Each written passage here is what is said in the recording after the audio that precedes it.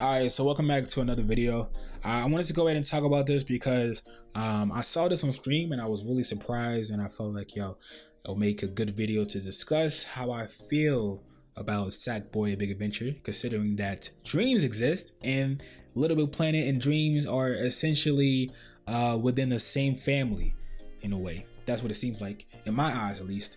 So yeah, Sackboy is back, but it seems like there isn't any level editor, which kind of sucks. I mean, for me at least, that is the whole point of Sackboy and his Little Big Planet series and whatnot. But clearly, it's not called Little Big Planet for a reason. It's called Sackboy: Big Adventure, which is another reason why I feel like there isn't going to be a level editor. Plus, you don't see him creating in the actual trailer. The description doesn't mention any kind of creating as well.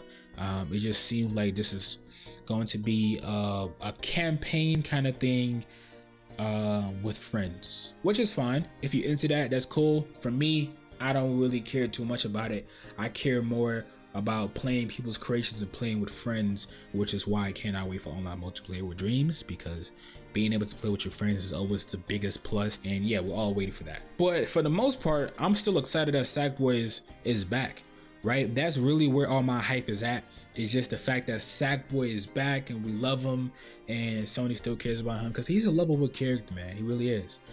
But I think the question I'm trying to ask is, will people still love him the same without the level editor? I don't know. In the comments, I'm seeing people excited, and I'm also seeing people say, yeah, I hope it has a create mode though. I wonder how people are going to react, really, because it can be, who knows, it can be like, okay, it's fine, or it could be like, why? You had one job, and it could be it can get pretty toxic. I'm just saying, man, who knows? All right, so because it doesn't have a level editor, I don't know if I will pick it up, but I do think this is smart. I see why Sony did it this way, because like I said, people love Sackboy. He is a lovable character, so it seems like they're trying to make Sackboy essentially the Mario for Sony. That's what it seems like, and funny enough, it kind of does look like Mario.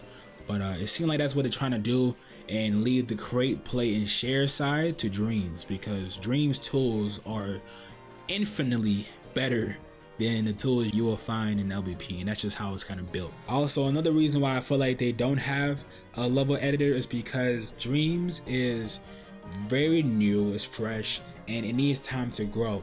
So if this had a level editor, believe me when I say it would outshine Dreams creation tool. Guaranteed. Why? Because Sackboy has a following behind it, and people who love the level editor despite it being inferior, they just love it because that's kind of what they grew up on. And it would have online multiplayer, which Dreams doesn't have yet. But if this had online multiplayer and a level editor, I mean, come on, bro, it's kind of hard to compete with that, let's be honest, right? Which is why Media Molecule, please, come on, man, bring on that online multiplayer, please. All right, I know you guys are gonna be working on it, but man, that is just so important.